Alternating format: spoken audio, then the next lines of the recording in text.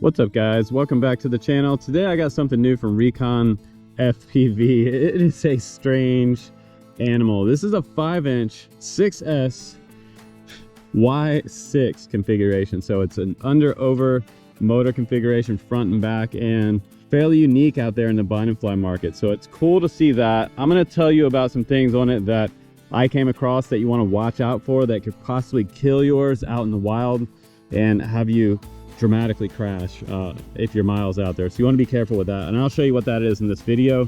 But let's go ahead now and let's set it down and let's fly it around a little bit so you can just see what it looks like flying. It is really cool. Cool little quad, or not a quad, a Y6. So here we go, let's do it. And the one they sent me has an M100 GPS on the front. It's the M100 Mini. I've got the DJI 03 here. I've got an AIO flight controller here, and I've got 2004 1800 kV motors here. So 6S totally, and you could also probably run some Lion packs on here, maybe like a 6S 3000 pack on the bottom, and you could get some long range flights out of it because it has pretty low kV motors. So let's go ahead and plug her in. And right now we're in stability mode. So if you're loading up the home point, you just want to give it probably about a minute to 2 minutes, maybe a minute and a half to load all the satellites and record the home point before you take off. So everything looks good here. I'm going to go ahead and arm, and let's come up off the ground. And this does sound like a freestyle drone. You hear that? Maybe even louder than a freestyle drone. Let's go ahead and do a little yaw. Pretty good on the yaw axis. Let's get a little closer, not too close, but doesn't that look cool? It's so strange to me. And you know, when I first started flying multi-rotors, a friend of mine, longtime friend of mine now, was out in the field flying the Sticks and Motors version, and his was crashing all over the place. He was testing out all these modes in ArduPilot and just having the worst day. But now we're in 2024, and man, things have really changed. But look at that, isn't that cool? Under and over motors. Little forward flight test there. Just straight up line of sight flying. No FPV right now. Isn't that cool? Let's do a little flyby. Definitely sounds like an angry hornet. Ripping. Okay, let's go full stick. Woo! Holy crap. Went way up there. I'm just like about 30% throttle trying to get it to come back down. This thing wants to fly, you guys. That was crazy. Let's bring it over here. Let's do a punch out. 6S 1300 pack on there. Actually 1400. 1, 2, 3. Oh my God. Oh, that was crazy. Let's do that again. It's so loud. It is so loud. Doesn't want to come down. It's a lot of wind right now out there, so that is crazy.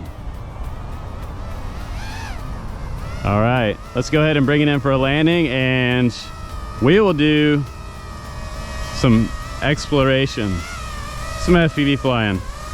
Flight test up next. And after that, we'll go back to the bench and we'll check this Y6 out on the bench. It is super cool. Here we go.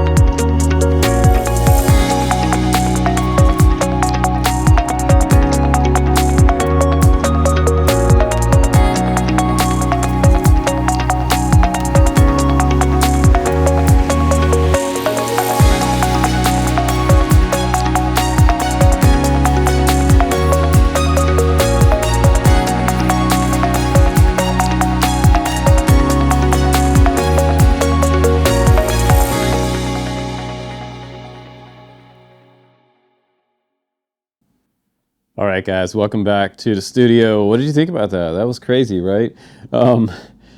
If you're looking for a quiet quad or Y6 configuration, multi-rotor, this is not probably for you. It is definitely noisy.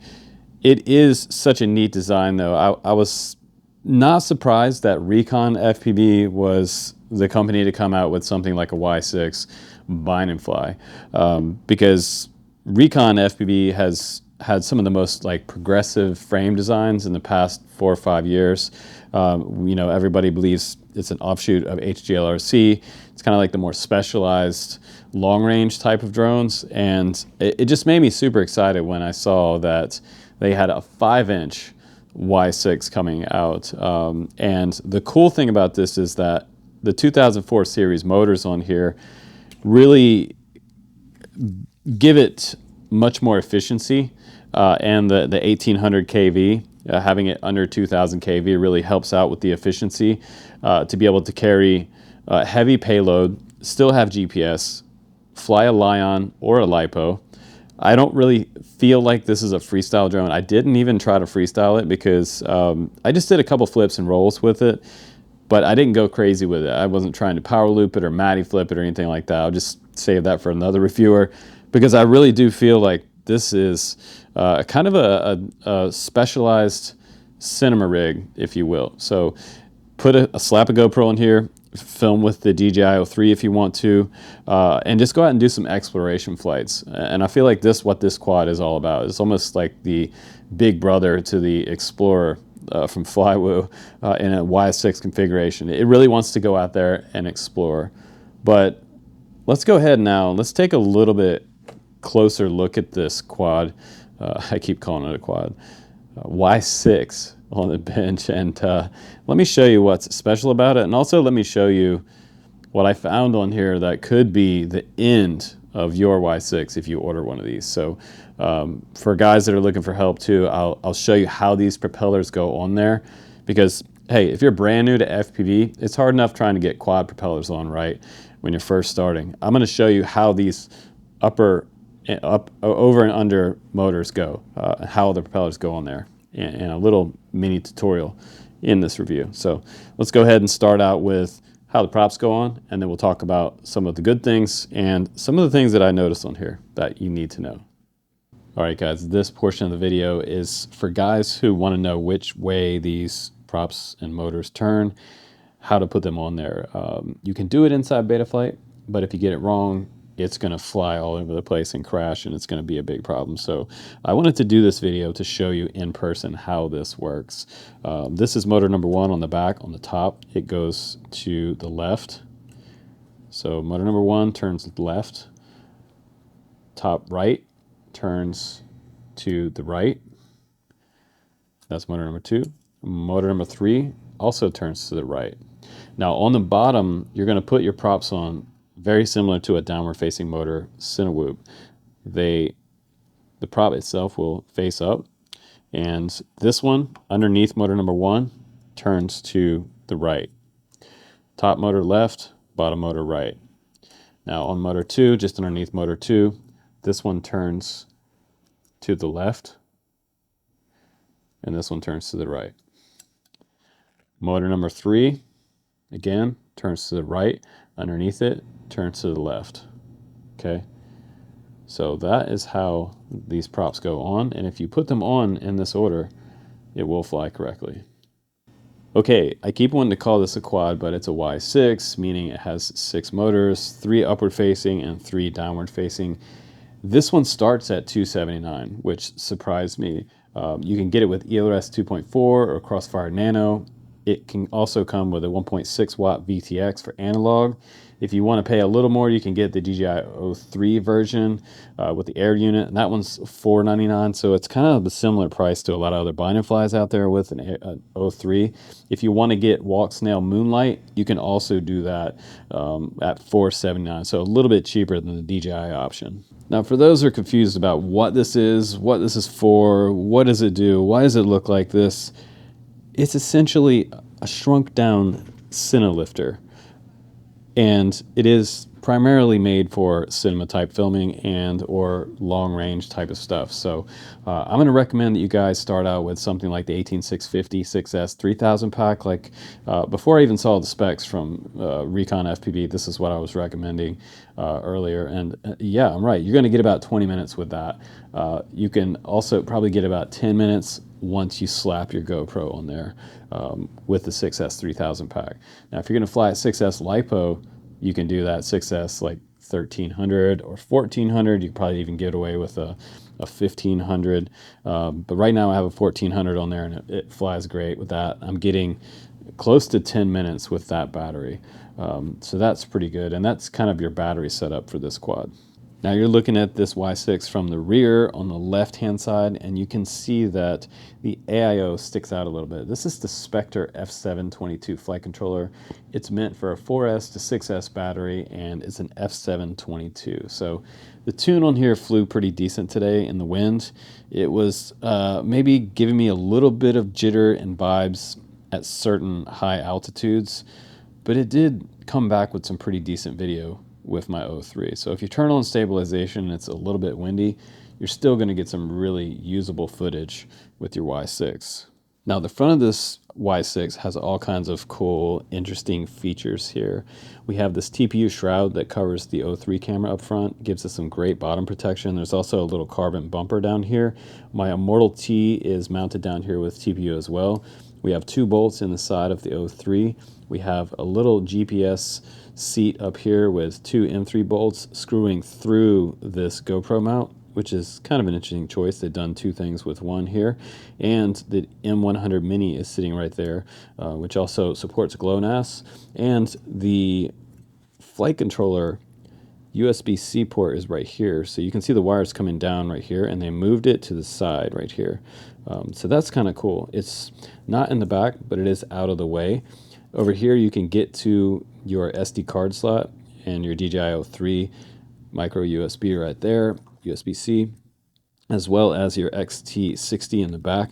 When you mount your battery just like this, you can bring it up from the side, or you can bring the wire down here and have it go straight up that direction. They also give you this little battery bumper in the box, which works out quite well. I did fail safe to the concrete, and it's interesting to me because I have not updated this module right here. This is one of the original TBS Crossfire full-size modules. It has the removable antenna option on here. A lot of the new ones are called the light version, and those have antennas that are going to be harder to remove. But this one is one of the original ones. I haven't never updated the firmware on here. For 10 years, I've been flying the same firmware on Nanos, Crossfire Nanos, and they've been working flawlessly. But today, a couple days ago, I updated this, and then I fail-safed coming around the parking lot behind myself. So this transmitter was on the other side of the car, the quad was behind me, and it fail-safed to the parking lot. The good news is that all of this is still intact and did not break. I didn't even break a prop when I hit the concrete. But like the worst possible place to crash on the concrete with the Y6. There's so much going on here, but I feel like with this simplified frame, you're not going to have a lot of hardships replacing an arm or working on this quad. Should be maybe pretty easy, maybe. Now, if you can spot on this Y6 what is different on mine possibly than a lot of other reviewers, it would be this zip tie right here. If you notice that, you get a prize. This TPU part right here has 2 posts on it. Back here, it seems to go through, and what happened was when I had that failsafe down to the concrete, I picked up the quad and I was just looking for a broken arm or something at first, and then I noticed that all of this was back on almost on top of this prop back here. So both of my antennas, even though they stick up, this front piece came out of the frame, and it has a bolt here on the back side of this GoPro mount. There's a M3 bolt right there. There should be an M3 bolt right here, but just underneath that zip tie, there is nothing. There is nothing there. It only holds on by going through a hole in the frame. So this little mistake right here could compromise your whole entire Y6 out in the wild somewhere, and you could have a crash in the forest. So it would be really good of you to take a zip tie, run it straight underneath here. You got plenty of room. Make sure that this is zip tied down, because I could take this off and show you there is no bolt there. There's nothing for it to kind of screw into. You can see there's actually a little fastener nut underneath there for this one, but there's nothing here where there should be one through here to tie this down. So that could really cause you a catastrophic crash. Now I want you to also look at this. This has a triple layer sandwich in here. We have one up top. This is a layer of carbon, and we have a M2 bolt holding all of this together all the way through. So this can be taken apart, and it extends all the way to the other side of the motor, and this can come off. And over on the back side as well, each motor has an extra layer of carbon there to give it a little more strength and allow you to be able to install these the way they're installed. They are 2004 series motors. They're 1800 kV motors, HGLRC branded motors like I've talked about before in this review. They got a little red anodized aluminum on the top, and we have a Gem Fan 5125 3-blade prop here.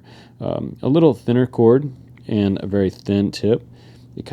It makes it a little quieter than it would if you were put like really thick cord like freestyle props on here. But the point of these props, they are very efficient, and I think that's the best choice for the Y6. So overall, I think it's pretty cool. A Y6 configuration in a 5-inch quad that's built to be an ultralight, miniature, shrunk down Cinelifter or long range cruising Y6. I want to say quad so bad, but dare I say quad again. Take a shot every time I say quad in this video. It's just one of those days, you guys, but I'm programmed to say quad because that's pretty much what we review on this channel. But it's nice to see something different come in that actually is fun to fly, and it doesn't feel like such a Frankenstein type of design. So it seems well thought out. I like that this one's miniaturized, so it gives all of us a chance to own a Y6 without having to spend the big bucks on like a Y8 or a Cinelifter. So now the average guy can get his GoPro on a budget and go out there and do some kind of long range cruising or cinema filming with something that can lift a little more than a typical quad with this size motor. So typically I wouldn't be flying something like a Hero 10 on there, but with this one, no problem. And that's what Y6s and Y8s are designed for, to be heavy lifters. This one's just a miniature version of the big thing. So pretty cool. Rekon Fpv, I got to give it to you. That's pretty neat to see this come in, and I was really happy and slightly terrified to fly it today. So the good thing is that it didn't break nothing on the concrete, and now we have a chance to fly it again. So let me know in the comments down below if you're going to get one. Definitely use my link if you will. It benefits the channel. And again, I don't care if you buy it. If you're just watching this for the information, that's cool too. I'm here to show you guys what's new and yeah, be an ambassador in the sport. So I will be here for you, and I will be flying again very soon with something else brand new coming up. So a lot of cool stuff coming up, and summer is on the way. So finally sunshine's out. A bit windy today, but it was really fun to fly for you. So I appreciate you for watching. Guys, take care, and I will see you on the next one.